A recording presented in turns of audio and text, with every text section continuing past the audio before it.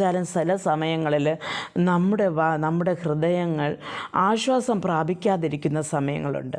നമുക്കറിയാം ഇയ്യോബിൻ്റെ ജീവിതത്തിൽ ഇയ്യോബിന് കഷ്ടം വന്നപ്പോൾ തൻ്റെ സ്നേഹിതന്മാർ വന്നത് ഇയ്യോബിന് മനസ്സിനെ വേദന മാറ്റാനല്ല, കുറേ കൂടെ തൻ്റെ കുറ്റങ്ങൾ പറയുവാനും താൻ കുറ്റക്കാരനാണെന്ന് എടുത്ത് കാണിക്കുവാനുമാണ് അവർ വന്നത്. പക്ഷെ അവർ മനസ്സ് തണുക്കുന്നത് പോലെ ഒരു വാക്കും അവിടെ പറഞ്ഞതായിട്ട് നാം കാണുന്നില്ല.